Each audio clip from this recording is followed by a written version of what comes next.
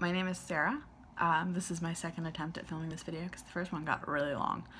I used to vlog in high school and I've decided to get back into it just as something to do with my time. So I thought I would start off with a couple of tags. This is going to be both the get to know me tag and the chronic illness tag because I have some issues. So let's just get started. Middle name. My middle name is Nicole. My favorite color is pink. I actually used to have pink hair, but I haven't dyed it in a while because I've been having trouble bleaching it. First best friend was Katie Bell. She was my mom's best friend's daughter. We were born just, I think, 5 or 6 months apart. So I've pretty much known her as long as it's possible to know another person, and I still consider her a pretty important part of my life, even though we haven't like seen each other or talked in like a million years. Height, I'm 5'4", basically. Technically a little shorter than that. Cats or dogs? Cats. I love them both. My partner is a dog person. I personally have a cat. She's my emotional support animal. She's a tortoiseshell named Cinnamon. I adopted her like 6 months ago. I love her. I also have a tortoiseshell back home in California. Funniest school moment? I have no idea. I did college all through. I did theater all through high school. My brain works backwards sometimes, sorry. I did theater all through high school, so I did a lot of like really weird shit. I guess maybe the time my friends and I thought it would be really funny to buy superhero themed underwear and then wear them to school over our pants my senior year of high school. Maybe. Countries visited, 0. I have never left the United States of America. Don't have the time or the funds. I would love to visit France and Japan someday. Yeah. Am I in college? Yes. I'm a writing major at a private art school in Oregon. It's nice. I used to go to a different art school in Southern California, but the weather there is terrible. It's so hot. I don't do well in heat, so. Favorite and worst subject in high school? My favorite subjects were English and art. I used to be an illustration major, and I took art classes all through high school. I love art. And also, I mean, English. I'm a creative writing major. Of course, I love English. Sorry, my camera is slipping. There we go. Yeah, so, and my least favorite and worst subject was math. Absolutely. I'm terrible at math. And it stresses me out really bad. It gives me terrible, terrible anxiety, especially about tests. Favorite drink? Probably coffee. I also drink a lot of milk, which is pretty weird for like people in their 20s. Like I just drink milk to drink milk because I enjoy it. Yeah. But yeah, probably coffee.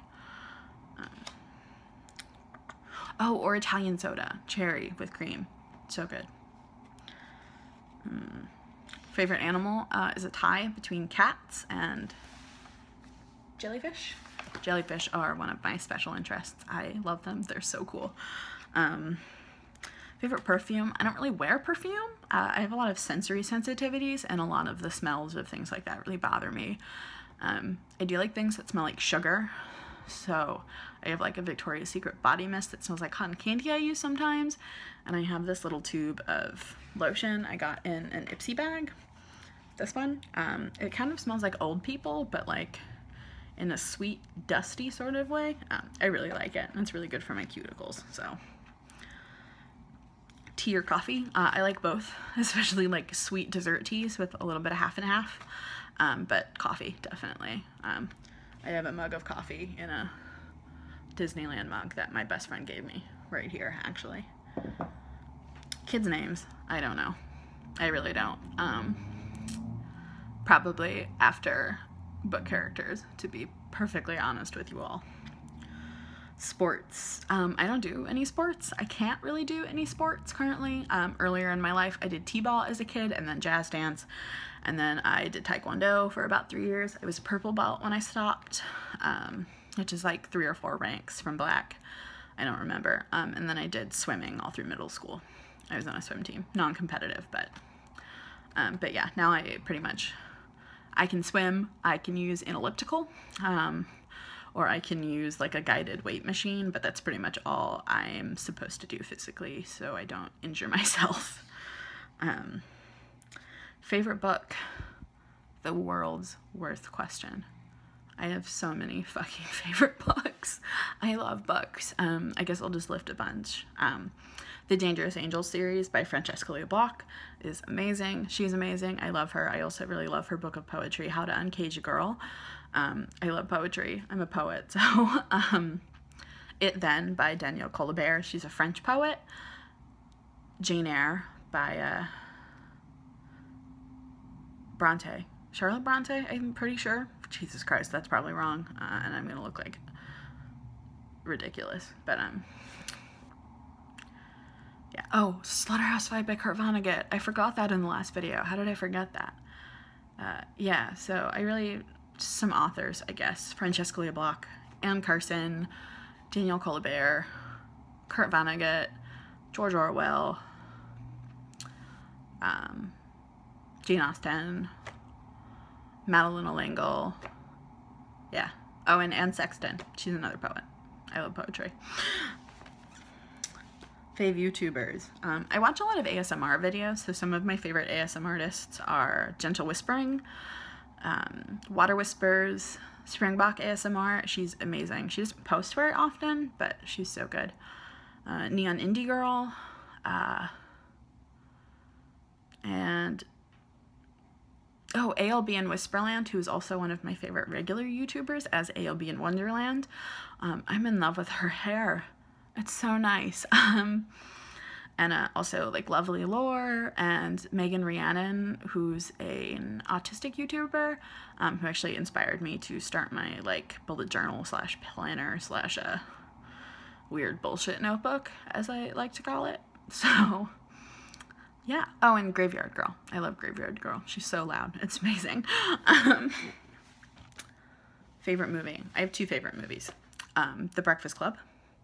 I actually have a little Claire Standish Funko Pop on my desk. Yeah, I love The Breakfast Club. It's so good. And then The Grinch, the original cartoon, narrated by Boris Karloff. It's like my comfort movie. It's like getting under a warm blanket or something when I'm having a bad day, even if it's nowhere near Christmas. It just makes me feel better. Singular taken, I'm taken. I've been with my boyfriend for almost 5 years. So, pretty darn taken. My ideal first date, I have no idea. And this is also going to answer the next question, which is like number of partners. I've only actually been in like 2.5 relationships. I say a half because I had like a really complicated friendship that was like sort of also a romantic relationship, but it was weird. So I don't date a lot because I'm not very social. Yeah, but I don't know, like the first time my current partner and I met in person, we just spent like 3 days like laying in my bed watching Adventure Time and eating pizza, so let's go with that. Watching Adventure Time and eating pizza. In bed, preferably. Favorite childhood memory? Probably anything involving the ocean. I love the beach. I love water, rivers, lakes. I don't care. I love being near water. I think I got it from my mother. She used to build boats and she lived in a marina, so yeah, just any childhood memory involving like me being near water is amazing. Languages. I don't really speak any other languages fluently. I speak a little bit of French. I took it in high school. I would love to speak more French, but learning languages is hard and requires free time and spoons. Siblings. I don't have any blood siblings. I do have a close friend I consider a little brother who I just sort of like claimed as a family member. So there's Casey. But yeah, I'm technically an only child. Fashion sense. A lot of my fashion sense is dictated by my sensory problems. I can't wear denim. It drives me nuts. I wear a lot of leggings and like loose skirts or like dresses that are fitted at the waist but really loose around my hips. T-shirts with cute things on them. A lot of pastels, not a lot of black. Yeah. I would have more of a defined fashion sense if I had the money to afford clothes that I both like and would fit me, but I'm a college student. Restaurant. There's a restaurant about 20 minutes outside my hometown. It's called The Front Room, and it's on the waterfront. And you can like sit at the window and watch the boats and all the like lights across the bay. And they have amazing pasta carbonara. And they have this lemon cake and this chocolate cake, and my mom and I can never decide what cake we want to split a slice of when we go there, so we just end up getting both. Yeah, I love The Front Room. It's so good. TV shows. I don't have a TV. I live in a dorm room. So the only TV show I really actively keep up with is Elementary. When it's on, I keep up with The Librarians when I can, but it's currently off air. The 3rd season just ended, I think, like a month and a half ago. I also really like Leverage, which hasn't been on air in like 5 years, but you can watch it on Netflix. It's real good. I like The X-Files, The Great British Baking Show. I watch a lot of like medical documentaries and like things like Mystery Diagnosis on YouTube.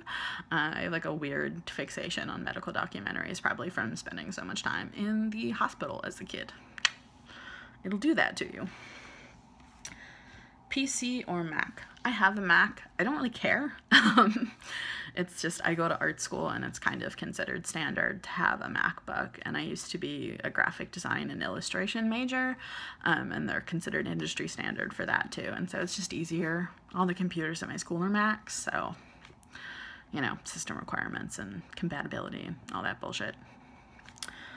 Phone. I have an iPhone. It was just what was cheapest when my mom and I decided to get smartphones. We just asked the guy at the Sprint store, what's the cheapest deal we can get on a smartphone? And it involved an iPhone, so that's why I have an iPhone. That's the only reason. And a bad habit. I pick at my nails and my nail polish and my hangnails and cuticles, which I've been trying very hard to break myself of for months, years, most of my life. If you have any recommendations on really good cuticle cream that will keep me from getting terrible hangnails all the time so I just can't pick at them, tell me. I would love to know. Okay, so then on to the next portion of the video, which is the illnesses, chronic illness tag, which it's really going to be like chronic illness, mental illness, physical disability. Let's just start on the list. My primary diagnosis currently is I have Ehlers-Danlos syndrome, which is a genetic disorder that causes a collagen deficiency, which can do all sorts of shit. It's ruined my teeth. I have terrible teeth. I get cavities no matter how much I brush and floss my teeth. It's really unfortunate. I have joint problems because of it. I bruise easy. Stuff like that. It's a really like systemic disorder. I'm half blind. My right eye, I have almost no vision. I'm legally blind in this eye. I have a little bit of blurry peripheral, but that's it. Because I had retinoblastoma as a wee little baby. I was 15 months old. So I have a scar from the removal of the tumor that prevents any light from getting through my eye. So it's just nothing. It's just void. I'm self-diagnosed as autistic and working on trying to get a natural diagnosis, but I have insurance through Kaiser and they don't really like do that very often. So it's a process. Also, I'm poor, so. And, you know, a 24-year-old reasonably socially functionable, someone who looks like a woman. So it's been difficult, but, you know, I'll push through. And I have anxiety and a panic disorder and chronic major depression. Next question is treatments. There's no treatment for Ehlers-Danlos syndrome. I take a lot of ibuprofen. I have a 500 caplet bottle of Advil on my desk. Lots. I take magnesium supplements just in case that'll help. I'm on Prozac for my depression and anxiety. I used to be on Lexapro, and before that I was on Zoloft, and neither of those worked for me. Zoloft really didn't work for me. I just wanted to sleep all the time. It was not good. I was so tired. And I go to therapy.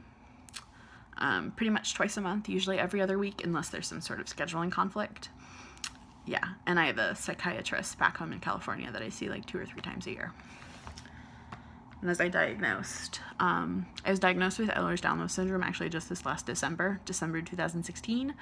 I brought it up to my doctor after doing a lot of research, which is pretty standard, I think, for Ehlers-Danlos syndrome diagnosis. Just like, hey, I've been reading about this thing on the internet. And she referred me to a geneticist who diagnosed me. And as I said, the autism is self-diagnosed, but I've done years and years of reading and research and talking to people and talking to my therapist, and I'm pretty goddamn sure.